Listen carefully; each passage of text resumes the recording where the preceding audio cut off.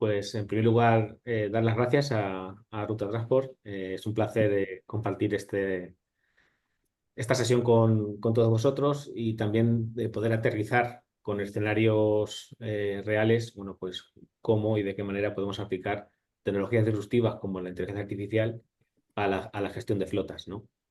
Voy a compartir pantalla. Tengo preparada una presentación. Entonces, confirmadme por favor cuando la podáis ver. Ya se ve. Se ve perfectamente. Muy bien, fenomenal. Pues, a ver, la idea es hablar de la inteligencia artificial aplicada a la gestión de flotas. Voy a pasar por tres bloques bastante característicos en lo que es la gestión de flotas y donde a día de hoy ya podemos aplicar modelos, metodologías y técnicas de inteligencia artificial. Y trataremos de pasar por cada uno de ellos, bueno, para introducir un poco lo que a día de hoy estamos haciendo también desde ya. Ahí, perfecto. Vale. Bueno, aquí tenemos básicamente el contenido. Voy a dar unas breves pinceladas de qué es Cojali, el grupo Cojali, el cual algunos de vosotros no habéis tenido ocasión de conocerlos. Y a partir de ahí, sobre la solución que tenemos en el mercado, que es el Test Telematics, poder profundizar un poquito más en cómo estamos aplicando estas tecnologías disruptivas, la inteligencia artificial en este caso, para la gestión de flotas. Objetivo de la reunión, como decía, aproximarnos a casos de usos reales donde aplicar la inteligencia artificial permite hacer la flota mucho más eficiente y mantener con la competitividad de las flotas. Esto a día de hoy es esencial y no es algo que tengamos que pensar en un futuro, es que cuanto antes nos pongamos manos a la obra, mejor. Hace poco leí un informe sobre el SP500, las 500 mayores empresas americanas, cuál ha sido la evolución de la mano de obra necesaria para generar $1 billón. Y es que en apenas 30 años hemos pasado de 8 empleados a menos de 2. Y detrás de todo esto no hay otra cosa más que la digitalización y la aplicación de nuevas tecnologías como la inteligencia artificial, ¿no? Entonces es algo fundamental y que tenemos que tener en cuenta. Cojali, bueno, somos una compañía con más de 30 años de historia dedicada al vehículo industrial. Aquí tienes algunos datos para que nos ubiquéis. Somos una multinacional, pero fundamental poner en valor y compartir que es una compañía dedicada al vehículo industrial y que tiene un conocimiento específico, un conocimiento diferencial en lo que es la electrónica embarcada y la electrónica de vehículos, las unidades de control electrónico, ¿vale? Como líneas de trabajo, a día de hoy tenemos en el mercado Yaltes, que es líder global en diagnosis multimarca y multisistema, y todo lo que son las líneas asociadas con la diagnosis tanto de taller como diagnosis embarcado, diagnosis remota, pues digamos que generan prácticamente el 65% del ingreso que tiene Cojali, ¿no? También producimos componentes, sistemas de refrigeración, sistemas de freno, electrónica. Producimos nuestra propia electrónica, tenemos un catálogo de unas 15.000 referencias diferentes y también hacemos estas mismas capacidades, estas mismas actividades, pues las aplicamos para fabricantes, ¿no? Que sería la línea de OEM. Básicamente para ubicarnos y para poder entender de dónde viene el activo y lo que estamos haciendo a día de hoy para poder aplicarlo a la gestión de flotas, dónde está ese conocimiento nicho que nos permite ofrecer esa solución diferencial y, por tanto, poder aplicar estos métodos de forma real y aterrizada a la gestión diaria de las flotas, estas herramientas de técnicas de inteligencia artificial. Primer bloque, mantenimiento predictivo. Bien, todos hasta la fecha tenemos claro lo que es el mantenimiento correctivo. O sea, tengo un problema y lo reparo. También sabemos lo que es el mantenimiento predictivo, que es en base a una rutina poder aplicar las acciones de mantenimiento, pero teniendo esto claro, ¿qué es el predictivo, no? Entonces, desde Cojali lo entendemos desde un punto de vista holístico, tratando de cubrir como predictivo todas las facetas que podamos interpretar para anticiparnos a una avería, a un problema, o también para poder identificar cuál es la vida útil remanente de un sistema, ¿no? Primer escenario, si dibujamos la curva de fiabilidad de un sistema o componente embarcado en un vehículo, con la probabilidad de fallo, con el paso del tiempo, pues lógicamente tendría que hacer un preventivo, y si no hago ese preventivo, lo lógico es que la probabilidad de fallo aumente y llegue un momento en que rompa. Y si no he hecho el preventivo, pues tendré que reparar. Pero claro, ¿y si puedo definir un umbral de tolerancia bajo el cual podemos entender que podemos seguir trabajando con el sistema o el componente, y cuando lleguemos a este umbral de referencia en base a la estimación de vida útil, abordar un mantenimiento? Pues entonces efectivamente tendríamos un mantenimiento predictivo. Un mantenimiento predictivo basado en la estimación de vida útil del sistema, o Remaining Useful Life, RUL, ¿no? Como se suele entender en documentos y en inglés, ¿no? Estaríamos hablando de un mantenimiento por condición. Poder establecer los mantenimientos de los sistemas en base al estado de esos sistemas, ¿no? Pero eso no sería el único escenario. Tenemos un segundo escenario, porque si dibujo la misma curva de fiabilidad, la probabilidad de fallo de un sistema o de un componente, lógicamente la experiencia nos dice que no porque tenga un mantenimiento preventivo bien definido y lo esté siguiendo, no vaya a tener averías. La experiencia nos dice que hoy en día los vehículos también rompen. Y también rompen porque pues son componentes que están sujetos a rotación a altas revoluciones, vibraciones, temperaturas, y es lógico que podamos encontrar averías, ¿no? ¿Y si pudiéramos, en lugar de hacer el correctivo, generar una alarma cuando entendemos que las cosas están empezando a funcionar mal? Que los parámetros que estamos registrando en un vehículo, cuando tenemos la capacidad de monitorizarlo de forma avanzada, se están saliendo de su valor nominal y de su línea de trabajo. Pues en este contexto sí que podemos generar una alarma que se anticipe a esa incidencia y, por tanto, poder abordar un predictivo anticipándonos a un fallo catastrófico, haciendo el mantenimiento necesario para evitar llegar a esa rotura y a esa avería, y reduciendo lógicamente el coste de mantenimiento, que es en los mantenimientos no planificados donde mayor coste se suele escapar a la hora de mantener los vehículos operativos, de mantener su disponibilidad. Al final aquí estaríamos hablando de desarrollo de modelos de prognosis o modelos de fallo. Pues entendiendo lo que es el mantenimiento predictivo, cuál es su concepto y cuál es su definición, vamos a ir pasando por la estrategia que tenemos definida, los datos, procesado y almacenamiento de datos, cómo determinamos el punto de fallo y cómo lo estamos explotando a día de hoy en las flotas, lógicamente. Estrategia. Primero, establecer objetivos de forma clara y meridiana. Por un lado, anticiparnos a averías, es decir, poder evitar fallos catastróficos, anticipar pérdidas de función, minimizar los mantenimientos correctivos y reducir imprevistos e indisponibilidad de vehículo. Y por otro lado, optimizar los mantenimientos. Para grandes flotas, cuando te han llegado, has tenido entregas que el mismo día has puesto en servicio decenas de unidades, pues no siempre puedes hacer el mismo día los mantenimientos. Igual una herramienta que te ayude a evaluar el riesgo de cada uno de esos vehículos para tener una pérdida de función, un fallo o una indisponibilidad, ya es suficiente como para poder administrar esos mantenimientos de forma eficiente. E incluso poder establecer la vida útil de las acciones de los sistemas y componentes para que las ventanas de mantenimiento se planifiquen de acuerdo con la vida útil remanente de los componentes y sistemas, ¿no? Ese es el objetivo, los dos escenarios que hemos visto antes en predictivo. ¿Y cuáles son los activos con los que contamos?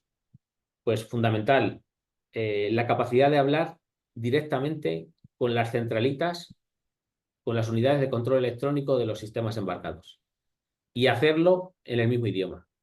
Es decir, aquí no estamos hablando de lo que se suele hacer habitualmente en los sistemas de gestión de flotas, que es escuchar el FMS o el CAN bus y escuchar lo que se está radiando por ahí, y en base a eso identificar o tomar decisiones. Eso es una cosa, y lo que estoy diciendo aquí es que estamos haciendo diagnosis real en los dispositivos.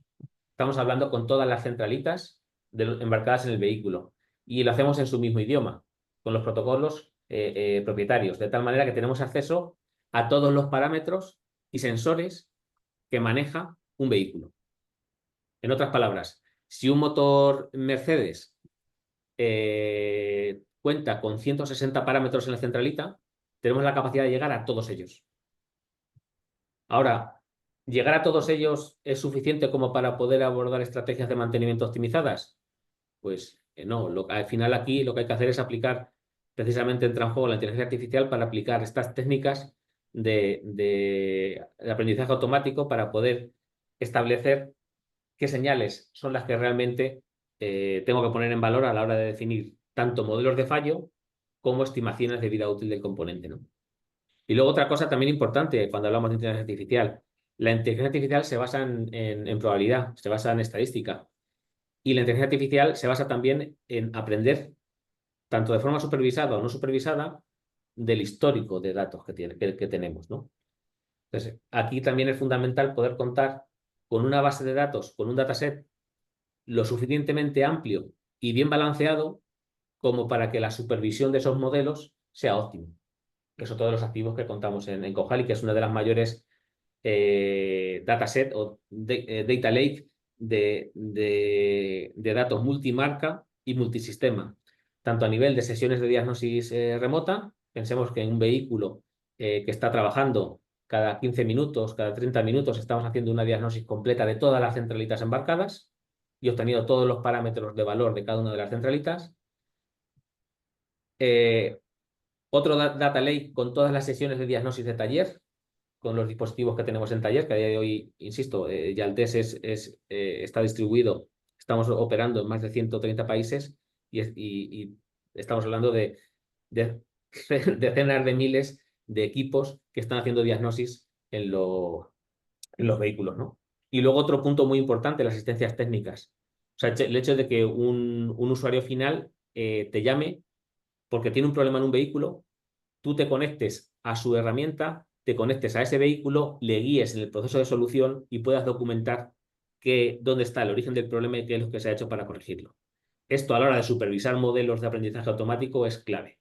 Es clave para que estos modelos de inteligencia artificial tengan un intervalo de confianza aceptable para su puesta en producción, ¿no? En resumen, buscamos definir modelos de fallo o prognosis, hacer mantenimiento por condición de componentes y sistemas, y los activos, la diagnosis remota avanzada, es decir, poder hablar con las centralitas y obtener la información a nivel de centralita embarcada, y luego otro activo fundamental que es el dataset multimarca y multisistema, lo suficientemente completo y equilibrado para poder abordar estos modelos, ¿no? Vamos con los datos y almacenamiento. Cualquier contexto de sistema de gestión de flotas o de monitorización de flotas pasa por un dispositivo embarcado que habitualmente pues, ¿no? Se le conoce comúnmente como, bueno, son los GPS o son las cajas o los hierros del seguimiento para los mapas y tal. Efectivamente, damos esta solución, pero vamos mucho más allá. El dispositivo que se embarca no está conectado al CAN del vehículo, está conectado al sistema de diagnosis de a bordo del vehículo también, y si tuviera tacógrafo, lógicamente también está conectado al tacógrafo. Y luego tenemos el entorno servidor, donde esos datos suben al servidor y se almacenan y se procesan. Por tanto, a la hora de abordar sistemas predictivos, tenemos que contar con la influencia que podamos tener de datos externos, con la monitorización avanzada de vehículo, que esto es fundamental, es lo que nos está ofreciendo esta solución, y con un dataset lo suficientemente amplio y equilibrado como para poder supervisar ese tipo de modelos y poder hacer más eficiente la obtención de resultados, ¿no? Con una precisión lo suficientemente aceptable.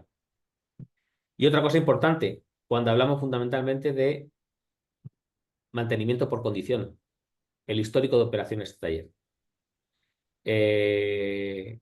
Lógicamente, poder establecer averías poder anticiparnos a fallos catastróficos con datos que vienen de vehículo únicamente, es posible hacerlo con modelos de fallo, ¿vale?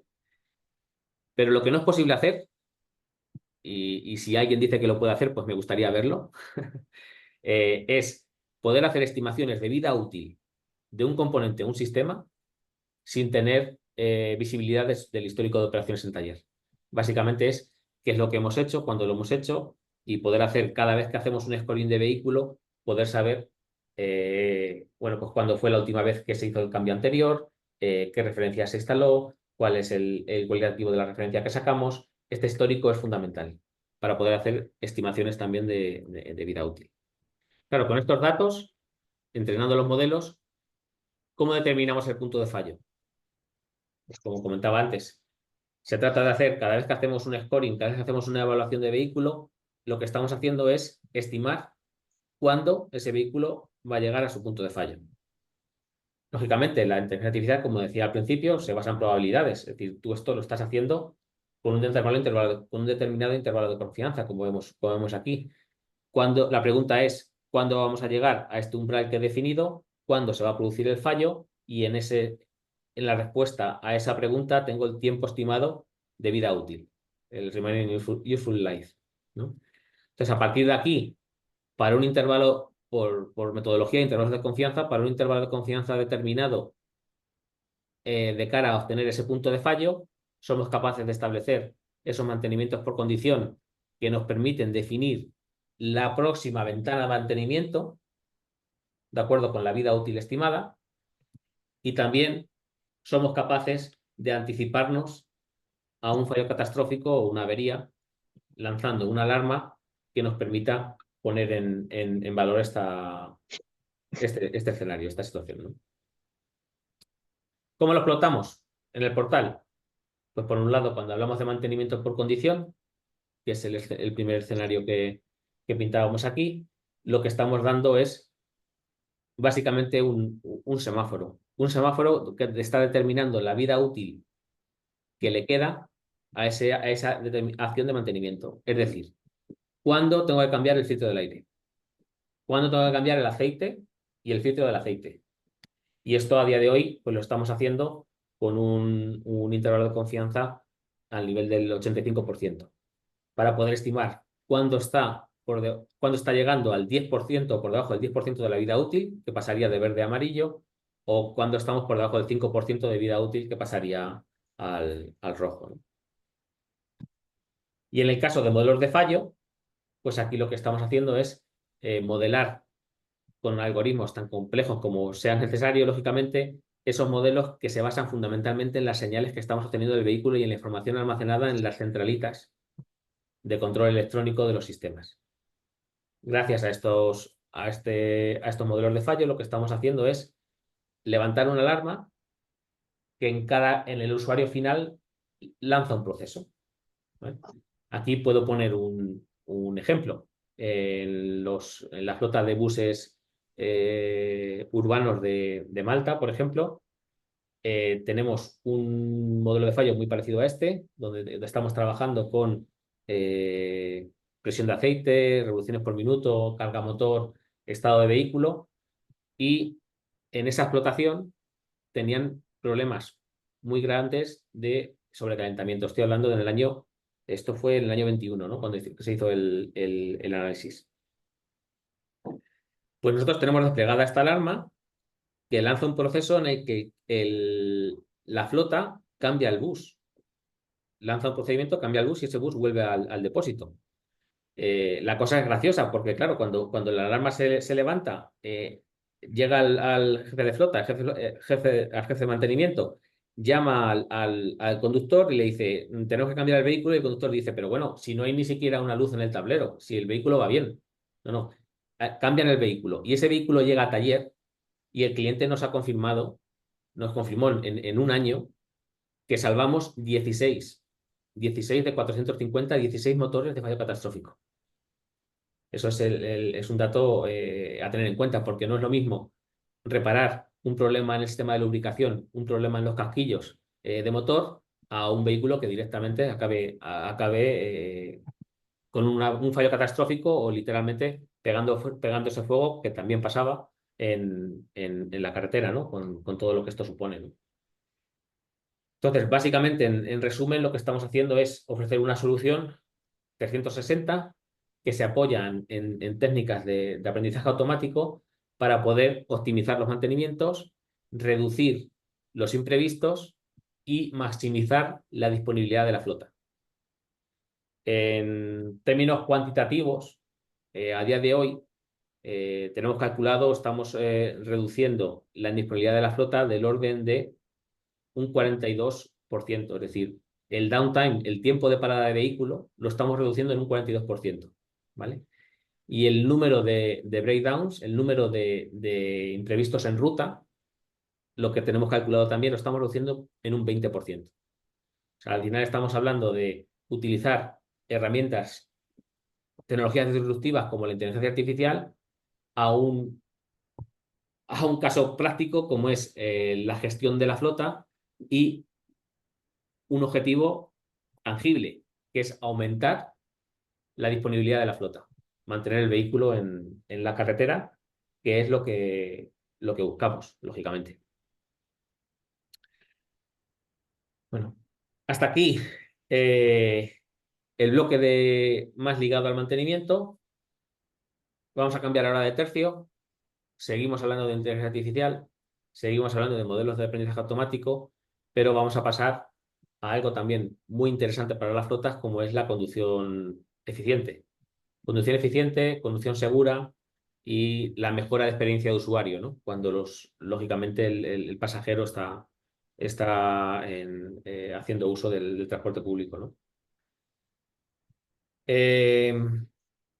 Pasamos al bloque de inteligencia artificial aplicada a la conducción eficiente y el enfoque pasa fundamentalmente por llevar el problema de conducción eficiente a un problema de data science. Es decir, nuestro dispositivo embarcado nos da la posibilidad de poder obtener las señales que corresponden con el desempeño del conductor al volante, única y exclusivamente, evitando sesgos, lógicamente, tanto de vehículo como de ruta o de volumen, de carga, de pasajeros, etc. Entonces, partimos de la base de que somos capaces de leer y obtener parámetros que tienen que ver única y exclusivamente con el desempeño del conductor y a partir de ahí lo traducimos a un problema de data science con los siguientes objetivos.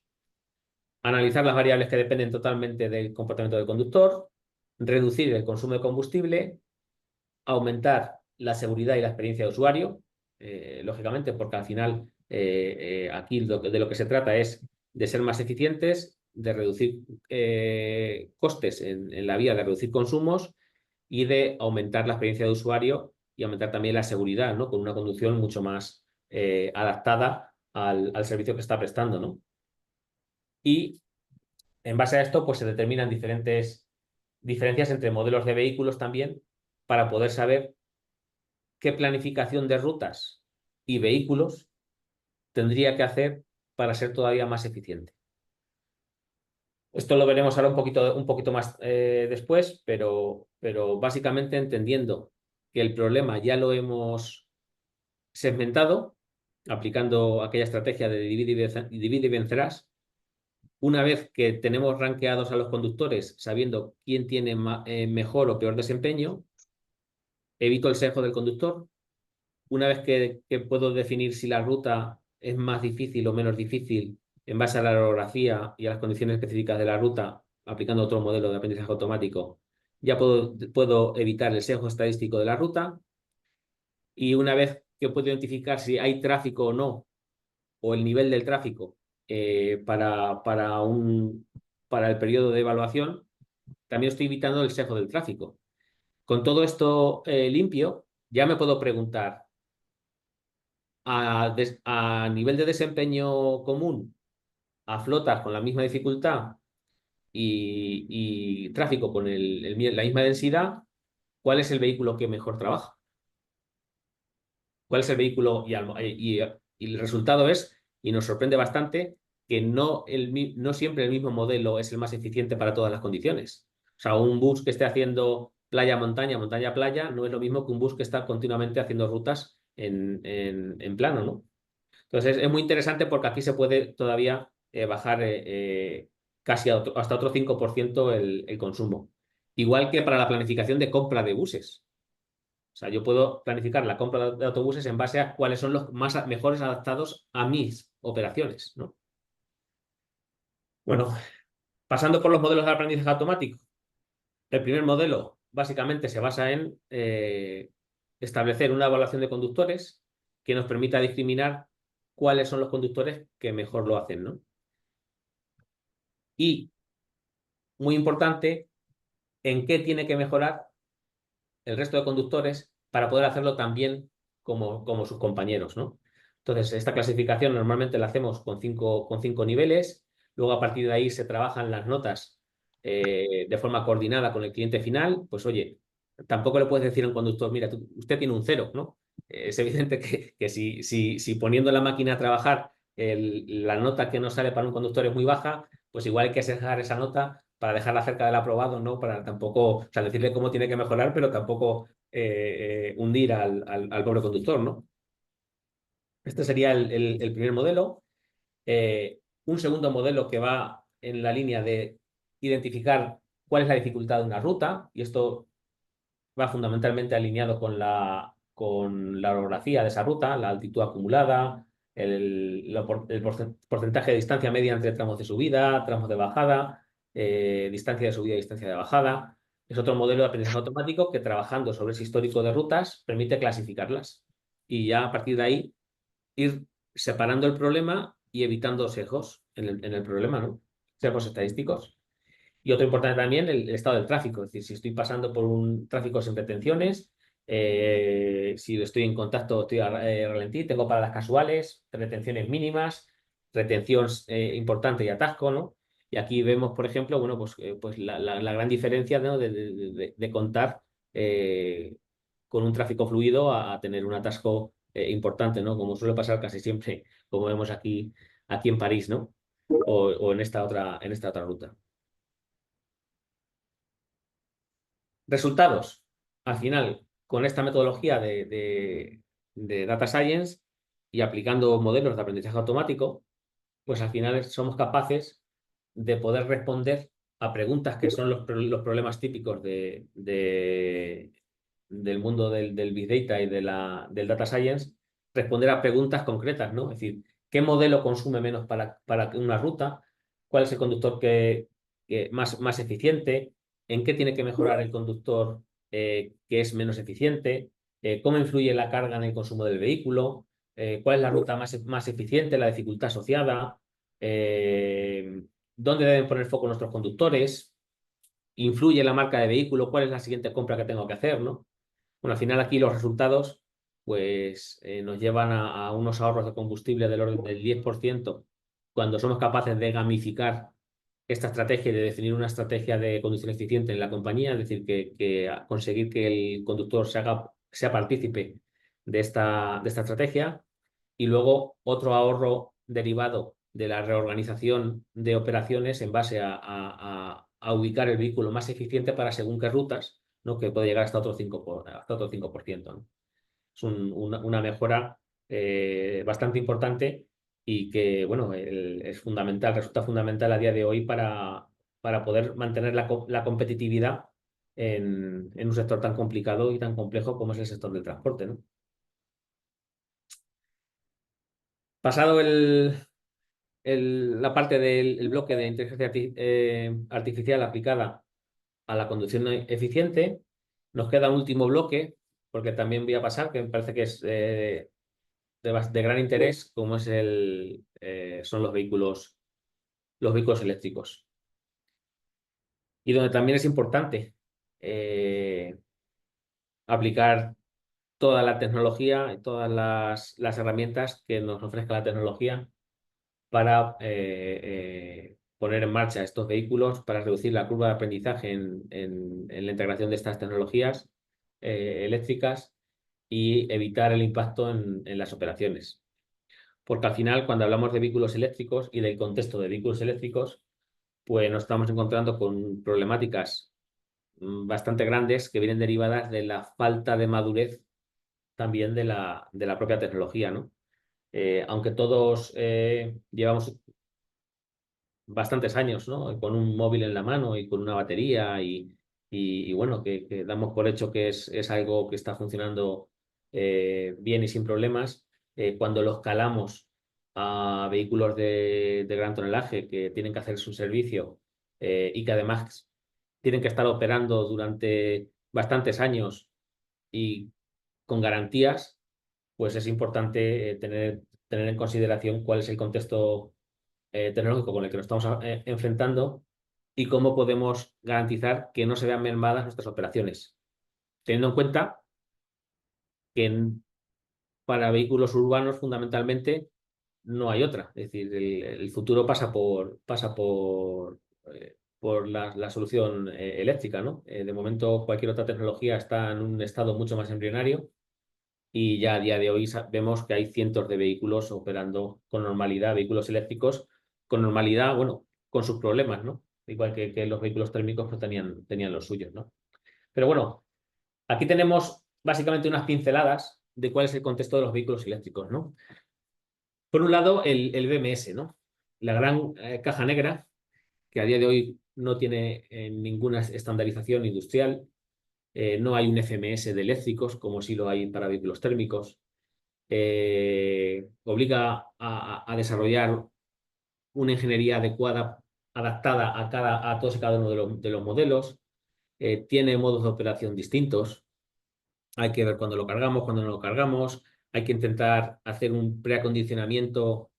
Pues básicamente la calefacción o el aire acondicionado de la sala no tiene ningún sentido que cuando arranque el coche lo hagamos con la energía de la batería. Habrá que hacerlo cuando estemos conectados bien al pantógrafo o bien al cargador y utilizar esa energía para preacondicionar o bien con aire acondicionado con calefacción antes de salir a ruta, ¿no? En fin, estas particularidades también vienen de la mano de lo que hemos aprendido hasta aquí, ¿no? Nos acordamos de Tesla en los primeros años, no sé si lo recordáis, su mensaje era que teníamos 8 años de garantía sin límite de kilómetros. Y claro, cuando empezó a desarrollarse el producto, a venderse Tesla, en Estados Unidos fundamentalmente nos encontramos con que carga rápida tras carga rápida, esas baterías se iban deteriorando. Y al final tuvieron que poner un límite de kilómetros y cambiaron las condiciones de garantía, las cambiaron por el camino. Es decir, pensaban que la garantía iba a tener una vida que luego al final pues no fue así, ¿no?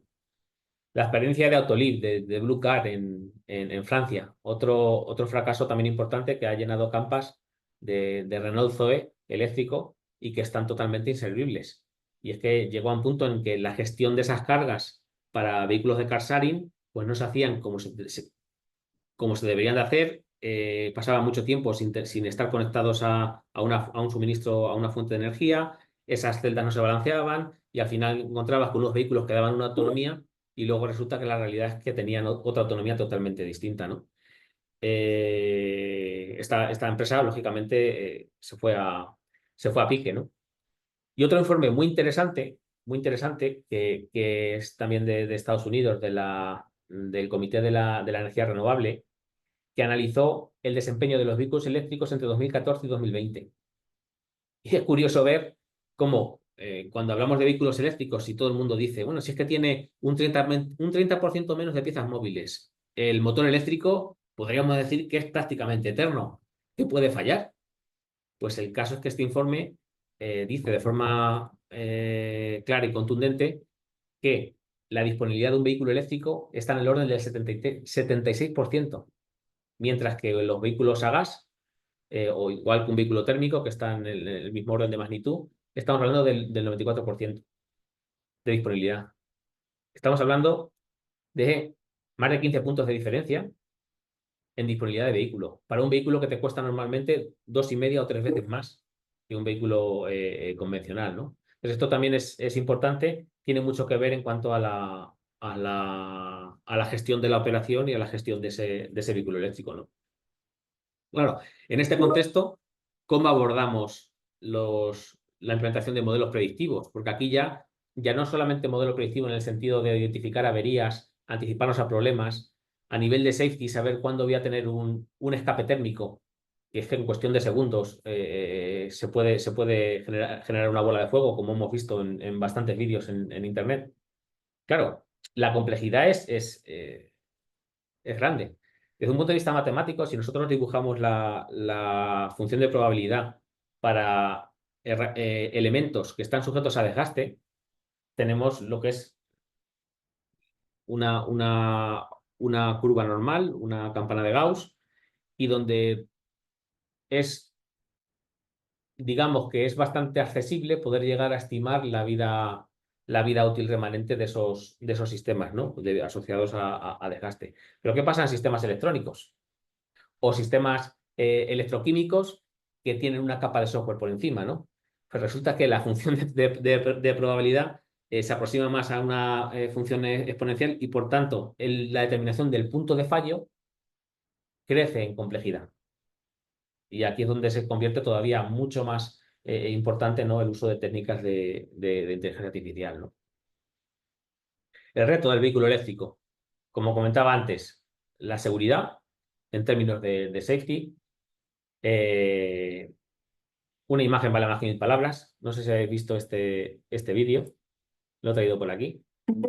Este vídeo corresponde, este vídeo corresponde a París y ya veis lo que tarda un vehículo eléctrico en convertirse en una auténtica bola de fuego. Hay algunos vídeos todavía un poquito más dramáticos. En Estados Unidos creo que es un yellow car que de repente empiezan a detectar humo y salen todo el pasaje y según sale todo el pasaje se convierte también en una bola de fuego y al final esto te lleva bueno, a tener que contar con herramientas que nos permitan principalmente anticiparnos a este tipo de problemas, intentar minimizarlos y que también ser conscientes de que si esto sucede no hay forma de pararlo. No hay forma de pararlo. Otro problema, la disponibilidad de la flota, la gestión la gestión de las operaciones. También clave. Al final, un vehículo que está, eh, un vehículo eléctrico tiene que prestar un servicio. Y sea eléctrico, sea térmico, si al final no damos servicio al cliente final, al pasajero, pues tenemos un problema. Principales problemáticas que nos encontramos con vehículos eléctricos: envejecimiento prematuro, los escapes térmicos, como es el vídeo que tenía aquí, y el bajo desempeño o la baja disponibilidad, ¿no? ¿Y qué limitaciones hay? Pues es que a día de hoy no hay estandarización industrial, es decir, no queda otra que trabajar uno a uno con todos y cada uno de los modelos de vehículos eléctricos y desarrollar esa inteligencia, esa capacidad de captura de información, porque al final el BMS funciona como una caja negra y de hecho el propio fabricante muchas veces pues no está muy por la labor de poder compartir, ¿no?, información de ese BMS o de compartirla con el operador, ¿no? O guardarse la información para ellos. Voy a intentar a ver qué pasa aquí. Se ha quedado esto encima. Ay, claro.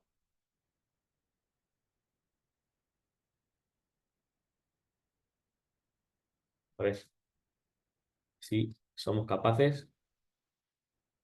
Vaya. Bueno. eh, voy a intentar ponerlo un momento aquí y lo vemos, lo vemos aquí. Que aquí sí se ve de forma adecuada. Estamos terminando ya.